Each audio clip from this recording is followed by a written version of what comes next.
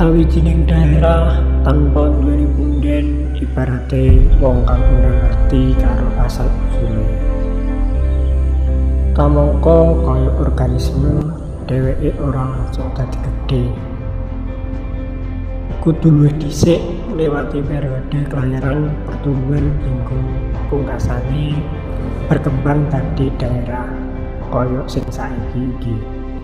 Proses sejarah kang mangkene iki yaiku Arten Tumrap Desa Wilang, Kecamatan Lunut, kang minangka sethithik ing antarane daerah ing Kabupaten Tulungagung kang duweni punden. Desa Wilang menika dumunung ing sakidule daerah aliran sungai utawa Das Brantas. Punden Wilang menika ana telu, menika punden lor, punden tengah, lan punden kidul. Punden lor menika dumunung ing sakidule pepet rel sepur jurusan Blitar Tulungagung. Punden tengah menika dumunung ing salore pepet Kali Rodagung utawa Lodaya Tulungagung.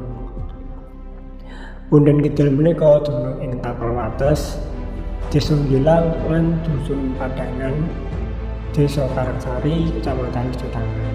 Saka punden katelu kasebut sing isih ana kari punden lor lan punden tengah. Dene punden kidul mung kari crita krana wektu prastawa taun 1905 wis ilang dirusak wong. Status Desa Wilang utawi Lodaya menika daerah mardika. Mungkin banget owah sawise Walanda kasil nandur kekuasaane ing Jawa Timur, utamane sawise muncul perjanjian Giyanti. Ing wektu iku akeh desa perdikan peninggalan jaman kuno kang owah kalungane. Sawetara sambung rapete karo sejarah Wilang. Ing jaman iku ana tokoh saka Mataram kang asmane Panji Wulung minangka panguwasa wilayah Wilang lan sakidere taun 1900-an. Panji Wulung menika ngentah daerah Wilang ing wektu Kyai Ngabeni Mangunjirana dadi Adipati sepisan Kabupaten Ngrowo. Tokoh Panji Wulung menika asale saka Mataram. Nalika teka menyang kawasan Kutharaja Krajan Lodaya wis owah dadi alas Wonosari. Sawise dibabad Panji Wulung didadekake Padepokan Pasa Jenar. Sawise tokoh Panji Wulung menika Pupajaswa banjur dimakamke ing Punden Jenar utawa Punden Lor. Sadurunge punden lor ana iku sing wis ana dhisik punden tengah.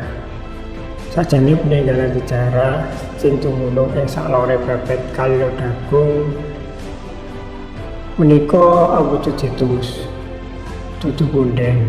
Krana ing sakitere situs kasebut ana makame banjur katelah punden. Kamangka sing dimakamke ing kono dudu tokoh sing babat desa. Begini kok banjur disebut punden amarga warga masyarakat iku durung bisa mbedakake endi sing situs, endi sing dayanan, lan endi sing punden. Yang situs mesti peninggalan sejarah, yang dayangan dan ora watu sumber utawa wit sing ditramatake. Nah, yang punden menika mesti makame sing babat desa.